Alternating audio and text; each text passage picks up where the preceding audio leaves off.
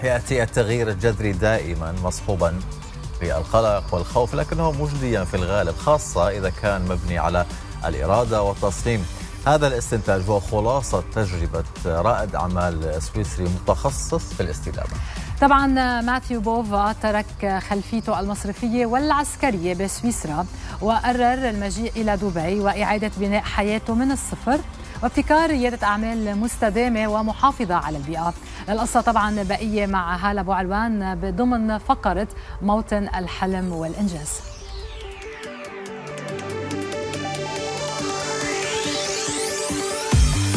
بيسعدنا أن يكون معنا اليوم رائد الأعمال والمستثمر الدولي السيد ماتيو بوفا.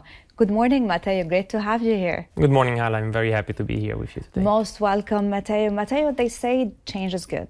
At the same time, change brings lots of discomfort, uncertainty, risk-taking. You're just going to the unknown. What was the reason of someone from the military field and finance field coming to the social impact, sustainability, environmental protection field? What's the secret? So I have to be honest, I was not a very good student when I was a child, and my family, they are bankers since many generations in Switzerland. And at the time of 14 years old, I had to decide if I wanted to continue the study or start working. So my family decided for me in that case to start a career in banking. It's very usually it's not child labeling in Switzerland. Yeah. So I started my career in finance. I did 3 years there, worked for the bank, did my army service, which is still mandatory in Switzerland. And after I realized that I was not as well a good employee, or I was an average employee. So it was not bringing me joy, managing somebody else's money. So I decided to resign and went abroad to study English. And after Dubai came as an oasis of opportunity in the desert. Amazing. And military was before or after? Was actually during. So during. You can stop your work, and of course you get the salary from your employer, and you do the army, where I graduate. Amazing, amazing. Mateo, moving to awards.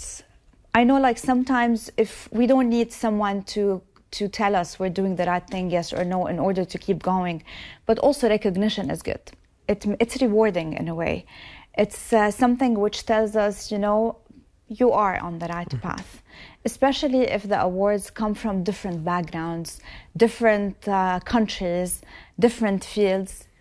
This means there's collective consensus that this person is doing the right thing. Tell us about the lots of awards you've gotten over the years. Oh, thank you so much. I don't consider myself already a successful entrepreneur. I'm trying my best. I remember exactly the moment when the Forbes Middle East called me to announce that I was being selected as 30 under 30. Yes.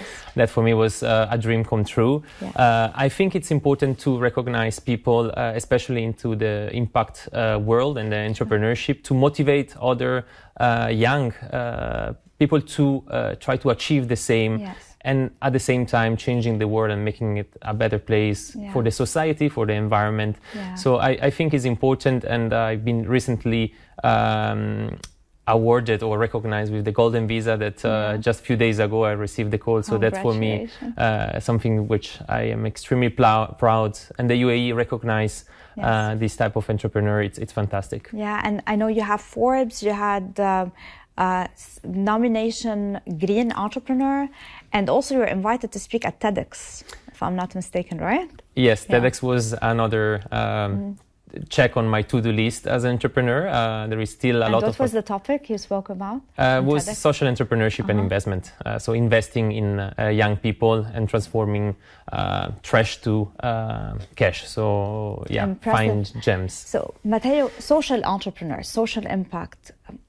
Why did you choose Dubai as the hub for you to be a social entrepreneur, and why environmental protection and the things you're doing? Tell us about why is that and the projects you're working on. So again, I have to be very honest. Dubai became my home for actually bad reason back in Switzerland. So I went through a divorce 3 months after the marriage, and at the same time my mom unfortunately passed. So I was in a very dark stage, and I decided that I had to change. So many people tell me, Matteo, you were very brave. I don't consider myself brave. I really had to change my life.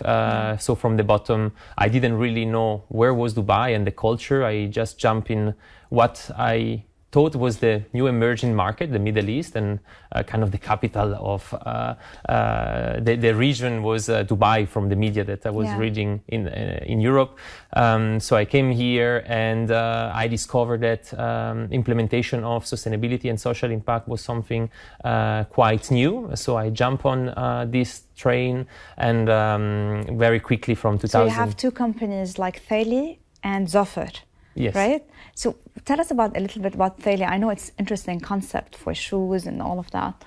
So I met this young student from Amity University, Ashai Bave, who came on stage during a startup competition where I was one of the judges. And he presented the first 100% recycled shoes made with plastic bags and plastic bottle. I believe in him. I invested the first money in the company. I became co-founder. And And if you want to buy those shoes, from where we got them? Online? Yeah, you can find it online, and we sell worldwide with distribution as well. And then Zofar as well. Tell us about Zofar. So Zofar, it's something very similar to a concept that exists in Switzerland for people that don't feel like driving after a party, or if they are not in the physical condition to do it. And it's worked in Switzerland. Somebody created here. I was one of the first 100 customer, and now it's one of the most successful startup in the region. Impressive. And moving to Swiss Business Council, I know you're very active there. Tell us a little bit about the council and what do you do? Why the council is there? What does it offer, and your role in the council? Yeah, going back on your question, when I came to Dubai, I didn't know anybody. So I just Googled on the way from the airport to the first hotel, Swiss community in the UAE, and the Swiss Business Council came out. I attend events, and after I became part of the board, and now we create a link between Switzerland and the UAE since almost 30 years. So you empowered also Swiss, for example, people living here from Switzerland to find investors, to connect them for their businesses, or they are already living here, or for example, you invite people who are still in Switzerland to come here. How does it work? So both way, we create connection from people or company in Switzerland coming to Dubai to explore the market. We work a lot with the Swiss Embassy and the Swiss Consulate, Swiss Hub, Switzerland Tourism. So we try to create the perfect field of network for individual abroad or in the UAE to implement their business. Amazing. And apart from those three, Swiss Business Council, Thali and Zofar, any upcoming projects? Yeah, I recently invested in a farm in Mexico which produce cricket, and not cricket the sport, actually, the cricket, the insect. And with the cricket we produce flour. Flour became pasta, cookies, bread, cat food, dog food, so from human and animal consumption. Why I decided to invest? Nice concept. I was invited by the Mexican government to visit a different university, and was great to see this young startup, and I test the product, is amazing, and I personally believe insect diet is going to be very important in the future. It doesn't require water, which is going to be a big problem for the next generation. It's very high in protein, and it doesn't taste bad. It's impressive. It's like, I've never heard of that, actually. It's actually excuse halal. My ignorance. Yes, like it's impressive. Yeah. So insect-based diet. Yes. Wow. So it has all the proteins and the nutrients which we need for our diet. Yes, that's correct. Yeah. Even Prophet Muhammad eat it in the Quran. There is a part where he's eaten grasshopper, which is from the family of cricket. So it's something that can be as well implemented in the market. Not yet available or possible, but hopefully in the future. Wow, wishing you all the luck with this project. Thank you. Matteo, as a wrap-up, I'm sure like many youngsters, many people in the university, many people here living in the UAE and Switzerland, when they watch this episode, they would love to take those tips on wherever they are in life, whether they are in dark moments, as you explained, or they are in a stage where they are stuck in a certain role where they are not happy because they are doing it because their parents want them to do it, or situations, circumstances made them end up there. Yes. But they really want to follow their passion, but their passion to do that requires lots of change and lots of faith and lots. What's the kick and the push for them to just follow this passion? I will take one of the slogan of Telly. I personally think in life, business, friendship, love, don't just do it, do it right. So put the passion first, put the fact that you want to enjoy every day. It's very easy to say, and of course it from a Swiss guy coming from a family of banker, it seems a bit hypocrite, but I jump into the unknown, and I'm very glad that I did it. And you can only come back from dark moments, and again try to invest your time, money, energy in something that has a positive impact in people, and this will return back. Yeah, always following the heart leads us to the right way, right? That's correct. Yeah, amazing. Matayo, Boufa, always a pleasure to have you. Thank you so much for being with us today. Thank you so much, Halla. It's a pleasure.